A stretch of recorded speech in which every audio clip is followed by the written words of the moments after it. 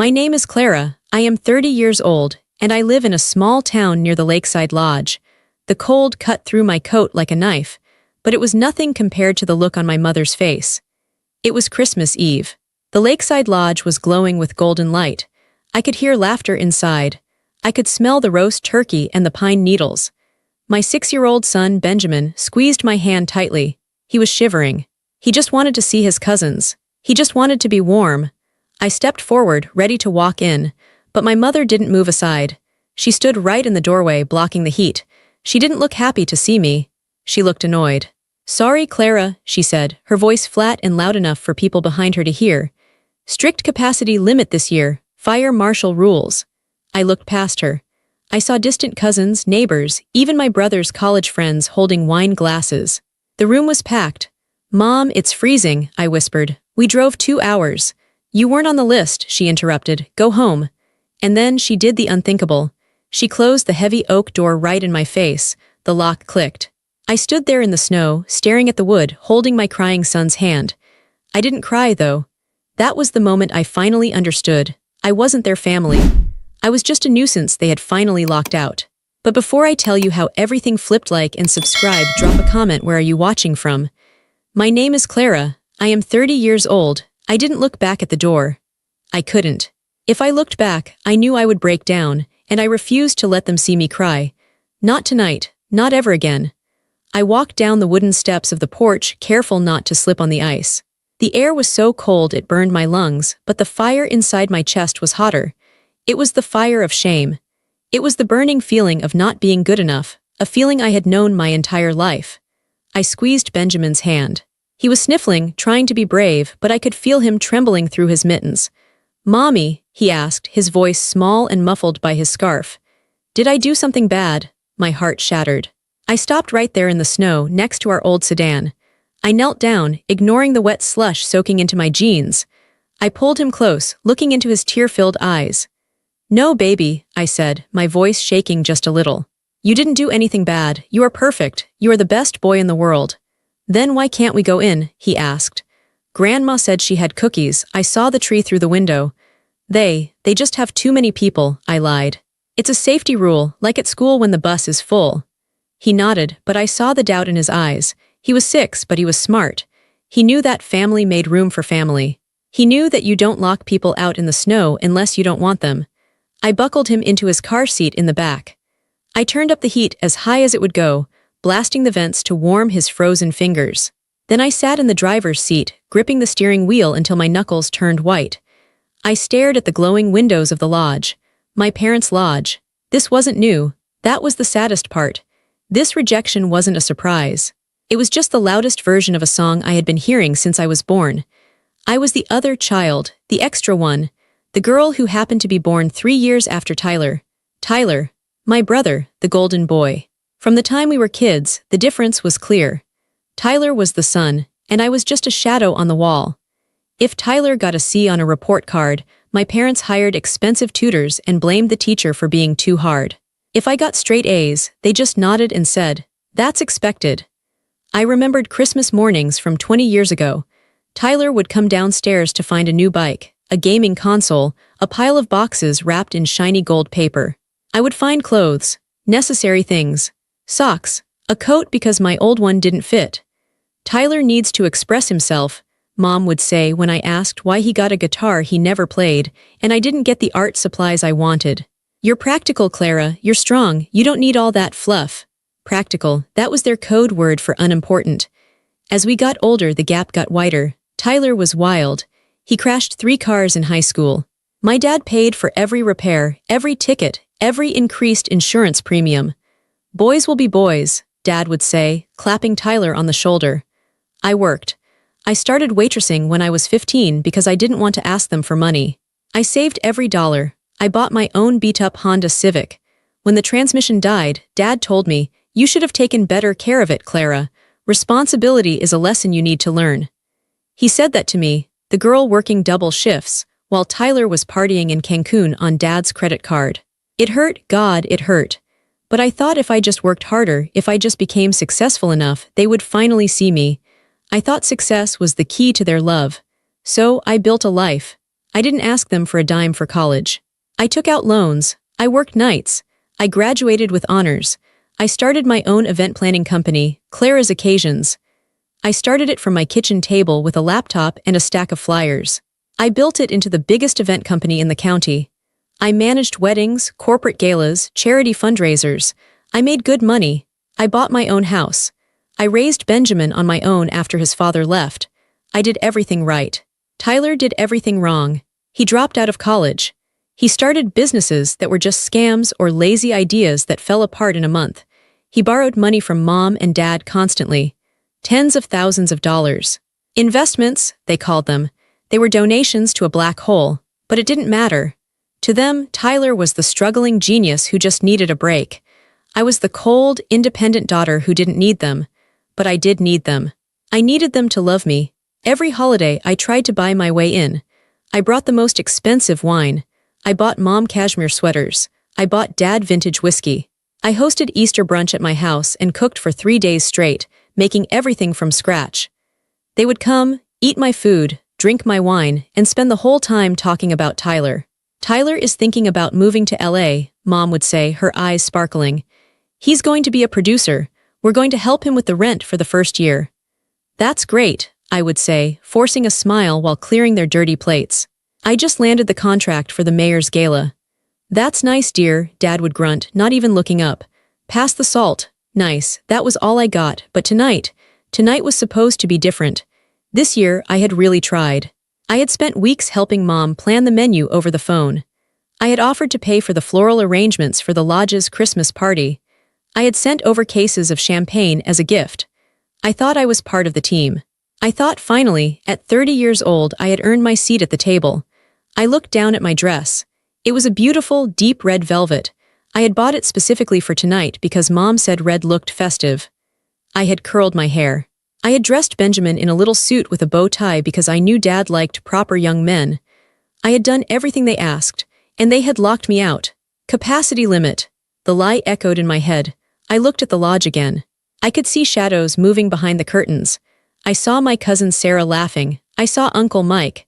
I saw people who weren't even family, neighbors, business partners. There was no capacity limit. There was plenty of room. The lodge was massive. It had a ballroom. It had a dining hall that seated 50. There was room for everyone except me. A tear finally escaped. It rolled down my cheek hot and fast. I wiped it away angrily. Mommy, can we go home? Benjamin asked from the back seat. I'm cold. Yes, baby, I whispered. We're going home. We're going to have our own Christmas, just you and me. I put the car in gear. My hands were shaking, but I forced myself to breathe. I backed out of the spot, the tires crunching on the snow. I took one last look at the house where I grew up, the house where I had spent 30 years begging to be seen. Goodbye, I said to the closed door, and I meant it. I was done.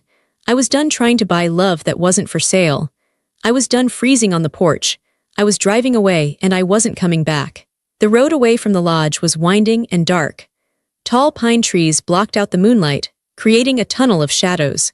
The only light came from my headlights cutting through the falling snow. The car was silent except for the hum of the heater and the soft sound of Benjamin sniffling in the back. Mommy. Yes, Ben. Did Grandma Mary not want to see me either? The question felt like a punch to the gut. Grandma Mary. My dad's mother. She was the only one who had ever really seen me. She was the one who sent me birthday cards with $20 bills when I was a kid, whispering, "Buy something just for you, Clara."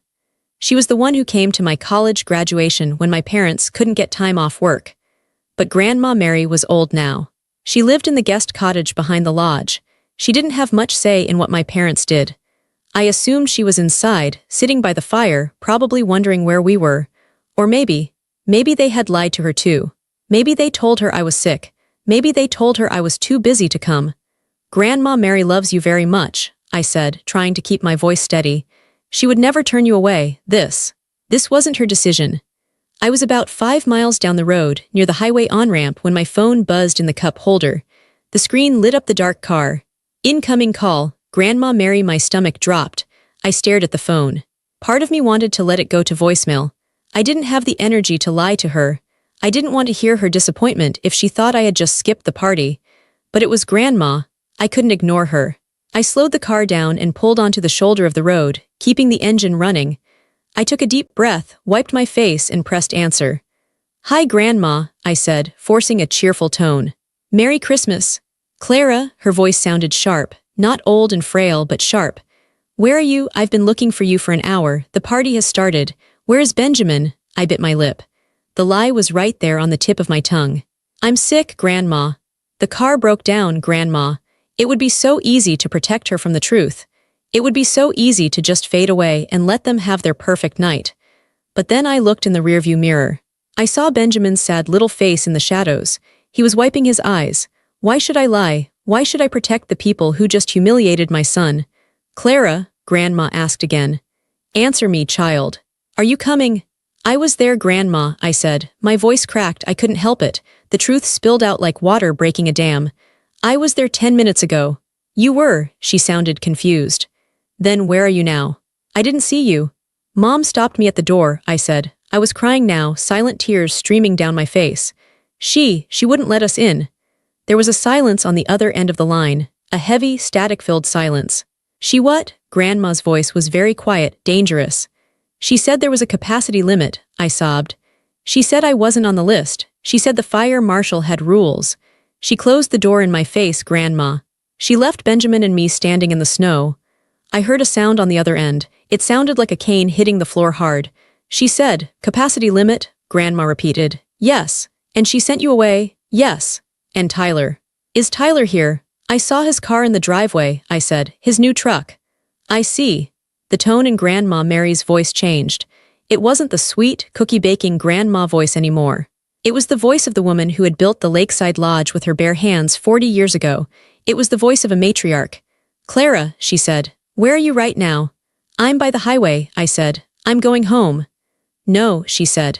"You are not? Grandma, please, I can't go back there. I can't face them. It's too humiliating." "Turn the car around," she commanded. "Right now." "Grandma." "Clara, listen to me," she said, and her voice was like steel. "You turn that car around and you drive back to my house. Do not park in the guest lot. Pull right up to the front steps. Do you hear me?" "But Mom said—" "I don't care what your mother said," Grandma snapped. "This is not her house. It is my house. It is my lodge. And I will be damned if my granddaughter spends Christmas Eve in a car while that leech Tyler drinks my wine." I was stunned. I had never heard her speak about Tyler like that. She usually kept the peace. She usually stayed quiet. "Turn around, Clara," she said, her voice softening just a little. "Do it for Benjamin. He deserves Christmas." I looked at Benjamin in the mirror. He was looking at me, eyes wide. "Who is that?" he whispered. "It's Grandma," I said. "Is she mad?" "Yes," I said, "but not at us." I took a deep breath. My hands were trembling, but not from cold anymore. They were trembling from adrenaline. "Okay, Grandma," I said. "I'm turning around." "Good," she said. "I'll be waiting on the porch. Keep your phone on." The line went dead. I sat there for a second, listening to the engine hum. A strange feeling washed over me. It wasn't sadness.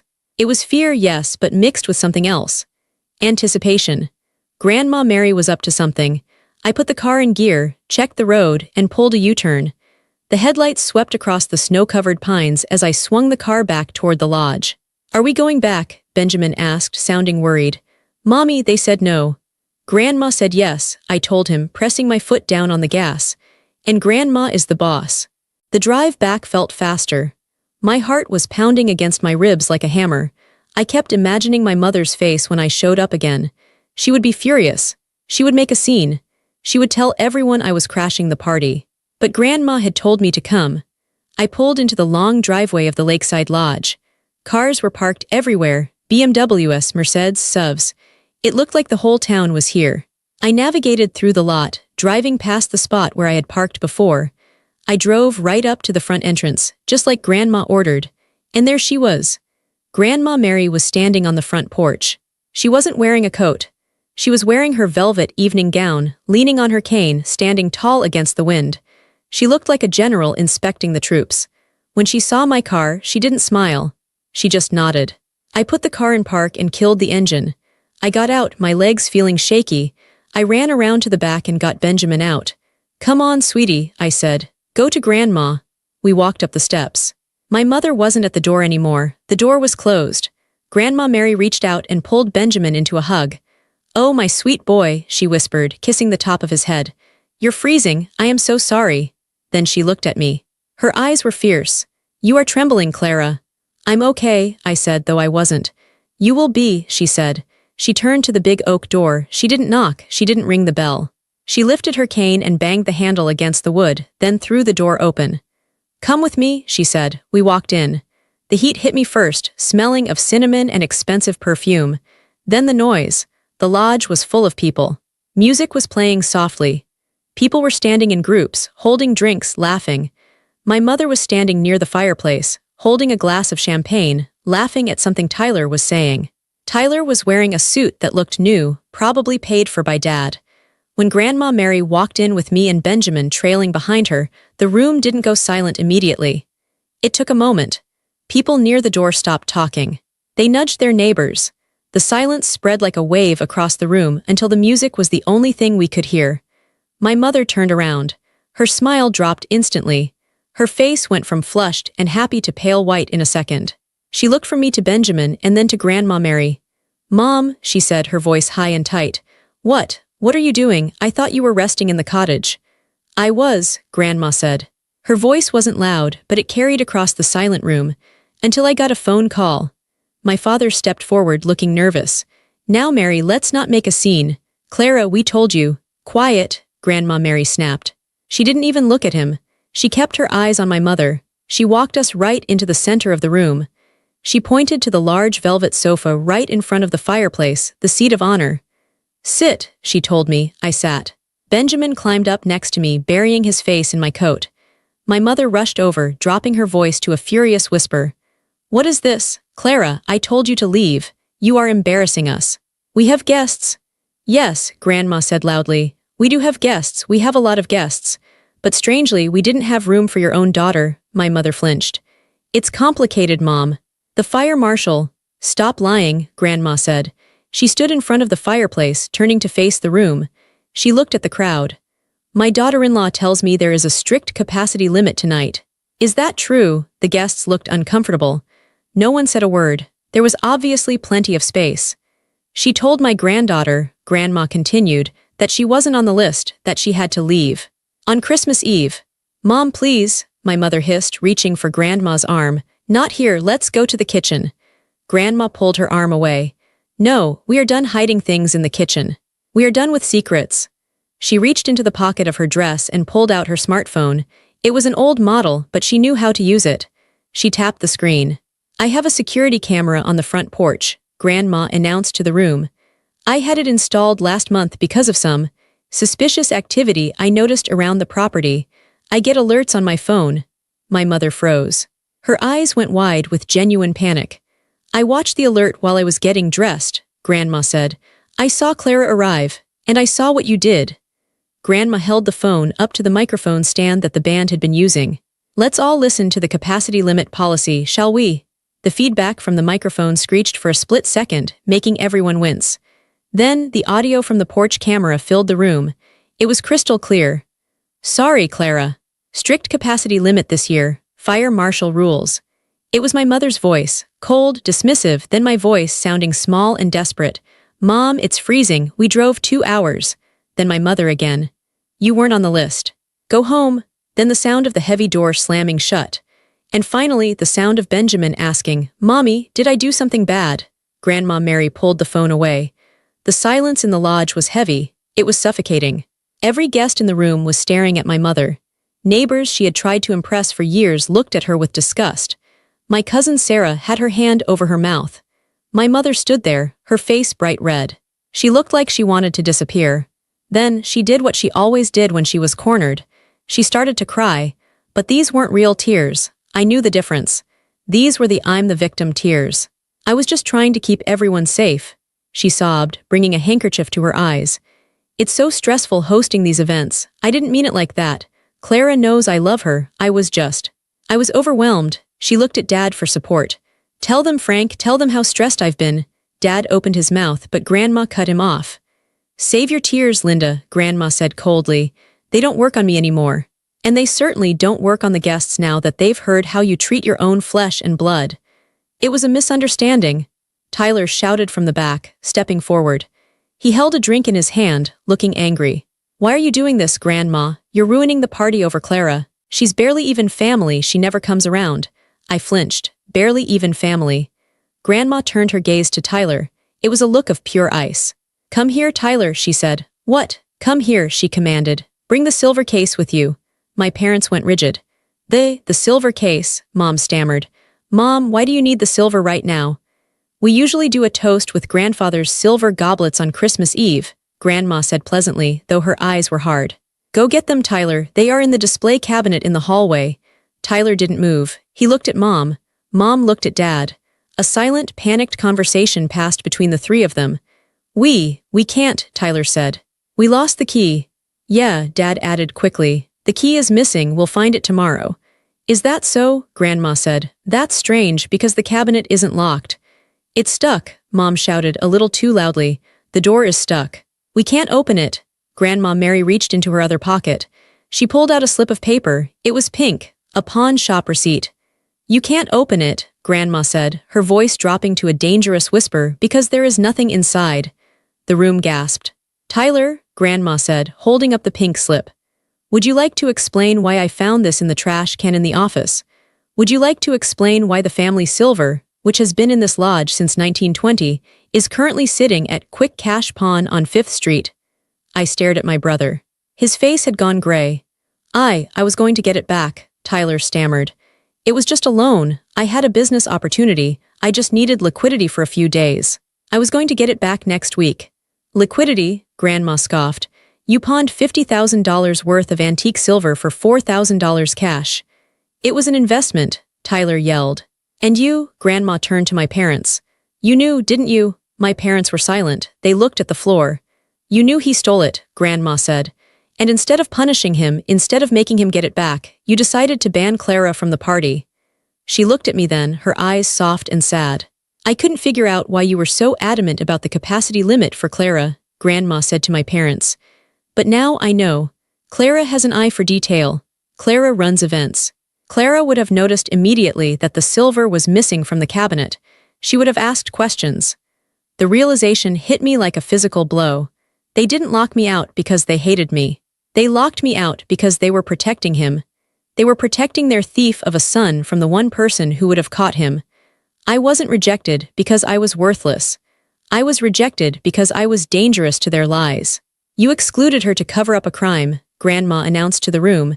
You chose the thief over the honest child. She crumpled the pawn ticket in her hand and threw it at Tyler's feet. Well, Grandma said, the party is over. The piece of pink paper lay on the rug like a wound. No one moved to pick it up. It was just a loan, Tyler shouted again, his voice cracking. He looked around the room, searching for an ally, but for the first time in his life, he didn't find one. The neighbors, the business partners, the distant cousins, they were all looking at him with a mix of pity and revulsion. I sat frozen on the sofa.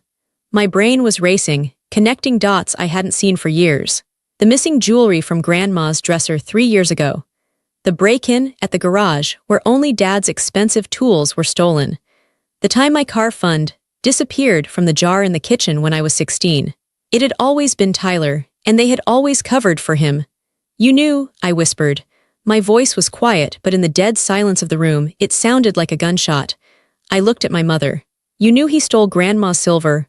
My mother refused to meet my eyes. She was wringing her hands, her face blotchy and tear-stained. Clara, you don't understand the pressure he's under. He has debts, bad debts. We were just trying to help him get back on his feet before Grandma found out. So you locked me out, I said, the realization washing over me like ice water. You knew that if I came inside, I would go to the kitchen to help the caterers. You knew I would open that cabinet to get the special serving spoons. You knew I would see the empty shelves. You always have to be so Snoopy, my father muttered. I stared at him. Snoopy, Dad, I'm not Snoopy, I'm observant, I'm responsible. That's why you were afraid of me. That was the twist I never saw coming. All these years, I thought they excluded me because I wasn't good enough. I thought I was boring, unlovable, the extra child. But that wasn't it. They excluded me because I was the only adult in the room. I was the only one who didn't play their game of denial. I was the witness they couldn't afford to have. They didn't hate me because I was a failure. They feared me because I was competent. They knew I wouldn't let them sweep a $50,000 theft under the rug. Grandma Mary stepped closer to my parents. She looked smaller than them, frail and aged, but in that moment she was a giant. "You pawned my history," Grandma said to Tyler. "Those goblets were a wedding gift to my grandmother in 1920. They survived the Great Depression. They survived wars, but they couldn't survive your greed." "I can get them back," Tyler pleaded, grabbing Grandma's hand. She recoiled as if he burned her. "Grandma, please, I just need $4,000. I can get them back tomorrow. Don't ruin Christmas over some metal cups." "Some metal cups," Grandma repeated, shaking her head. "That is all you see, money, objects, you don't see the legacy, you don't see the trust." She turned to the guests. "I apologize to everyone," she said, her voice steady. "But I think it is time for you all to go home. There is no party, there is nothing to celebrate here tonight." The guests didn't argue. There was a murmur of agreement, the shuffling of feet, the zip of coats being fastened. People were eager to leave. The atmosphere was toxic. My cousin Sarah stopped by the sofa on her way out. She squeezed my shoulder. "I had no idea, Clara," she whispered. "I'm so sorry, call me next week." I nodded numb. Within 10 minutes the lodge was empty, the music was off. The caterers were packing up the food in the kitchen, trying to be invisible. It was just us, the broken family. My mother stopped crying. Now that the audience was gone, her face hardened. She turned on Grandma. "Are you happy now, Mother?" she spat. "You humiliated us. You humiliated Tyler in front of the whole town. Who is going to hire him now? Who is going to invest in his businesses?" "Hopefully no one," Grandma said calmly. "So he can finally learn to work for a living." "He is your grandson," Dad yelled. "You're supposed to support family."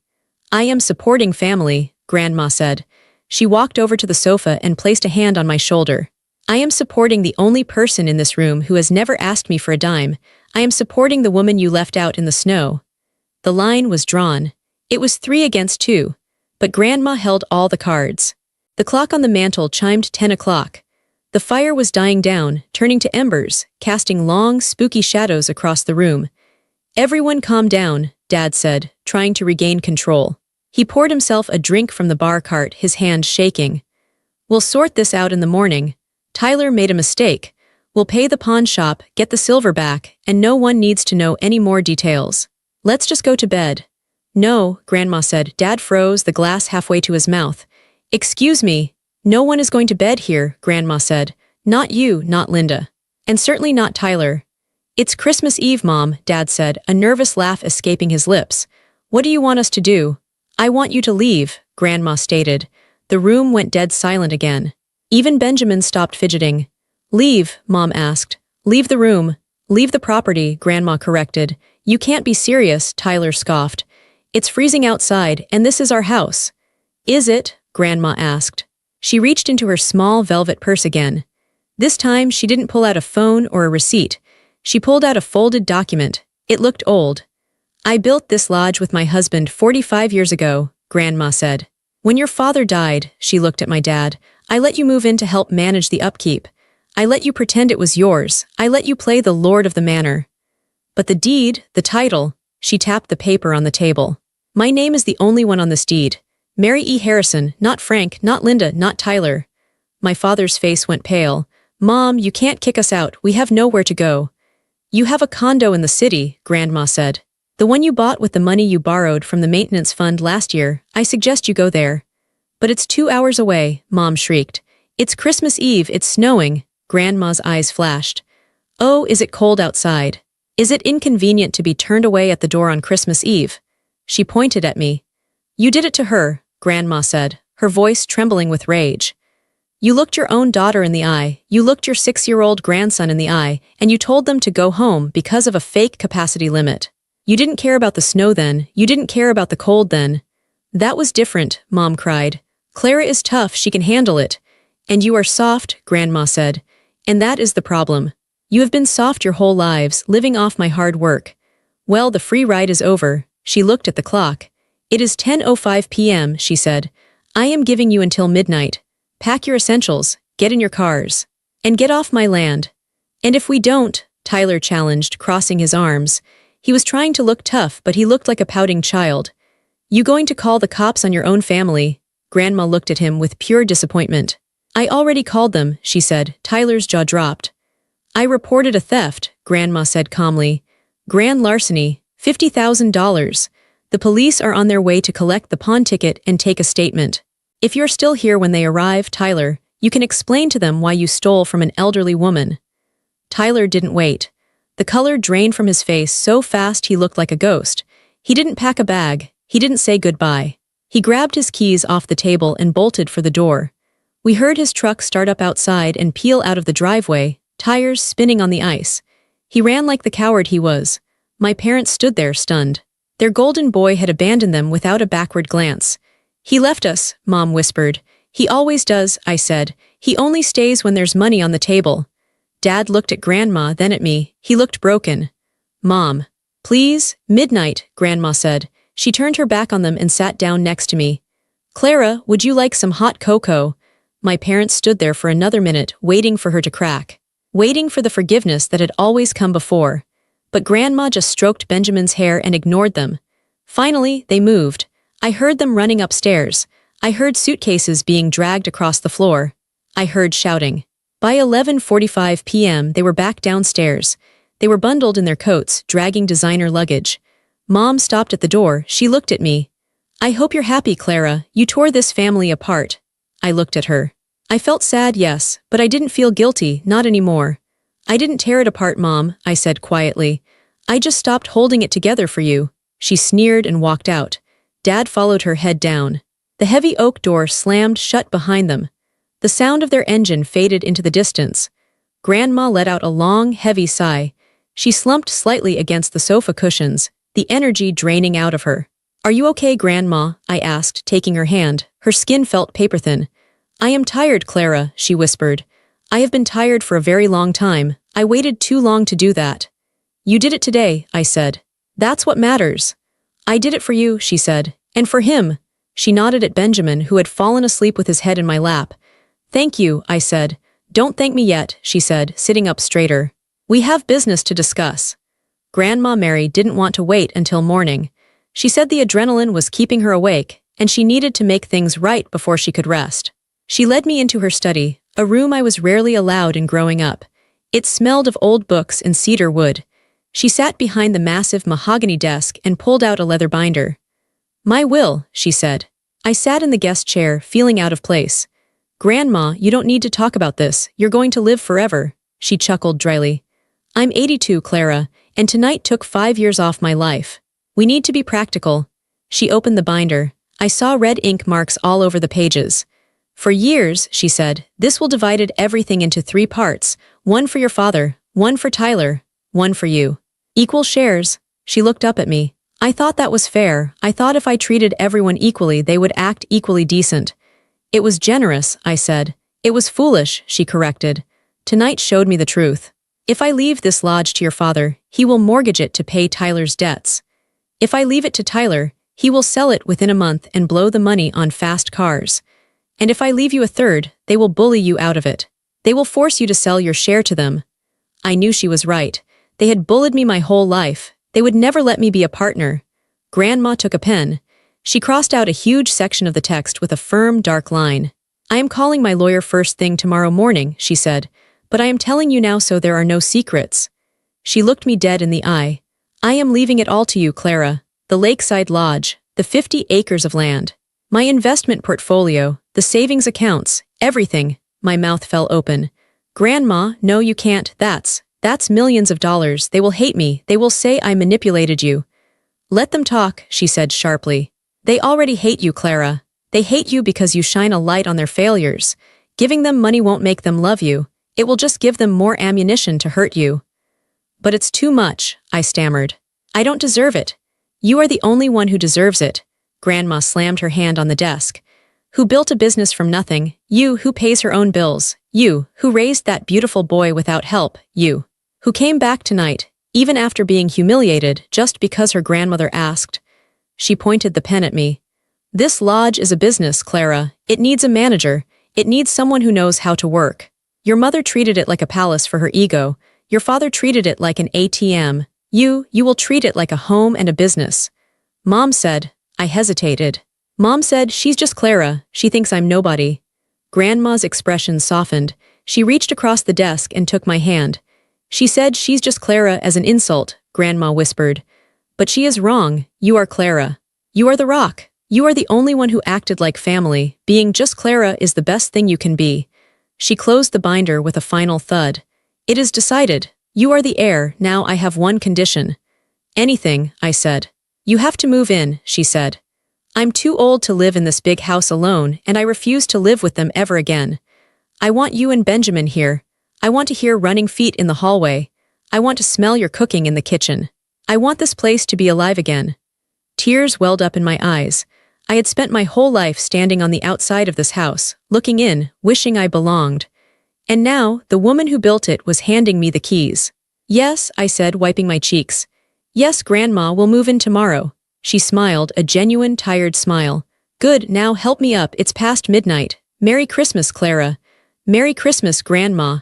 The smell of pine and roasting garlic filled the air. It was Christmas Eve again. I stood in the center of the Lakeside Lodge's ballroom, adjusting a centerpiece made of holly and white roses. The room looked different than it had a year ago. The dark, heavy curtains were gone, replaced by sheer linen that let the winter light pour in. The stuffy, pretentious vibe was gone. Now the lodge felt warm, welcoming. Mom. Look, Benjamin came running across the polished floor, sliding in his socks. He was 7 now, taller, with a missing front tooth. He was holding a giant gingerbread man. Grandma let me put on the gumdrop buttons, he cheered. It looks delicious, I laughed, wiping a smudge of flour off his nose. Where is Grandma? In the kitchen, bossing the chef around, a deep voice said from behind me. I turned to see John smiling at me. John was the new head of groundskeeping I had hired 6 months ago. He was kind, quiet, and strong. And unlike the men in my past, he listened when I spoke. We had been dating for 3 months. It was slow, it was simple, and it was wonderful. She told the chef his gravy was lacking soul. John laughed, handing me a cup of hot cider. That sounds like her, I smiled, taking the cup. I looked around the room. In an hour, the doors would open. But this wasn't a private party for snobs anymore. I had turned the annual Christmas Eve bash into a community charity gala. We were raising money for the local children's shelter. The capacity limit was determined by fire code, not by social status. Everyone was welcome. I walked over to the window and looked out at the snow. A lot had changed in 365 days. The eviction had stuck. My parents had tried to fight it for a few weeks, sending angry emails and threatening legal action. But Grandma's lawyer was ruthless. Once they realized the money tap was truly shut off, they retreated. They were living in a 2-bedroom apartment near the city now. From what I heard through cousin Sarah, it wasn't a happy home. They spent their days arguing about money and blaming each other for losing the inheritance. They called me once in a while, usually when they needed something. I had learned to not answer. Tyler was in worse shape. The police had followed up on the pawn shop ticket. He was charged with grand larceny. Because it was a first offense and Grandma didn't want to see him rot in prison, she advocated for probation and restitution. He was currently working at a car wash, and 50% of his paycheck was garnished every month to pay Grandma back for the silver. He hated it. He hated me. But he was finally facing consequences, and that was the healthiest thing that could have happened to him. As for me, I was tired, but it was a good tired. Running the lodge was hard work. I was up at 5 a.m. most days. I managed the bookings, the staff, the renovations. But every dollar I earned was honest. Every decision I made was mine. I wasn't the shadow anymore. I wasn't the other child. I was the owner. I was the matriarch in training. Grandma Mary walked into the ballroom, leaning on her cane but moving with a spry energy she hadn't had last year. She was wearing a red velvet dress, the same color I had worn that night. Everything looks perfect, Clara, she said, nodding at the decorations. I learned from the best, I said. She came over and stood next to me by the window. We looked out at the driveway. It was empty right now, but soon it would be full of friends, neighbors, and people who actually wanted to be here. Do you miss them? Grandma asked quietly. I thought about it. I thought about the anxiety I used to feel in the pit of my stomach every time I pulled into this driveway. I thought about the desperate need for their approval. I thought about the cold wind on my face when my mother shut the door. I miss the idea of them, I admitted. I miss the parents I wanted them to be, but I don't miss who they actually are. I don't miss the pain. Good, Grandma said. Peace is better than pretense. Benjamin ran past us, chasing John, shrieking with laughter. The sound echoed off the high beams of the ceiling. This house wasn't a museum of stolen silver and family secrets anymore. It was a home. Ready to open the doors? Grandma asked. I took a deep breath. I felt steady. I felt strong. Yes, I said. Let everyone in. That night on the porch changed everything for me. But it wasn't because I inherited a lodge. It was because I finally stopped knocking. For 30 years, I stood outside my family's heart, begging to be let in. I thought if I knocked louder, if I brought better gifts, if I was smarter, prettier, more successful, they would finally unlock the door and say, "Welcome home, Clara." But the door wasn't locked because I was unworthy. It was locked because the people inside were broken. I know there are people reading this right now who are freezing on a porch somewhere. Maybe it's not Christmas Eve. Maybe it's a birthday they forgot. Maybe it's a wedding you weren't invited to. Maybe it's just a Tuesday phone call where they made you feel small. You are standing there, shivering, wondering what is wrong with you. You are wondering what you need to change to make them love you. I am here to tell you the truth. You cannot change the capacity of someone else's heart. If they don't have room for you, it's not because you are too big. It's because their world is too small. My mother told me there was a capacity limit. She was lying about the building, but she was telling the truth about herself. She didn't have the capacity to love a daughter she couldn't control. She didn't have the capacity to value a son she couldn't brag about. Stop freezing outside doors that will never open. It is scary to walk away. It is terrifying to turn around and walk back into the snow alone. You think you will die of the cold, but you won't. Because when you walk away from the people who hurt you, you start walking toward the people who will heal you. You find your Grandma Marys. You find your Johns. You find the strength to build your own fire. And let me tell you, the fire you build yourself, it burns warmer and brighter than anything they could ever give you. You are not too much. You are not the problem. You are just in the wrong house. So pick up your dignity, squeeze your child's hand, turn around, and don't look back. When you leave toxic people behind, the only thing you lose is pain. And what you gain is everything. If this story resonated with you, or if you've ever had to walk away from family to save yourself, please like this video and subscribe. Tell me in the comments where you are watching from. I read every single one. You are not alone.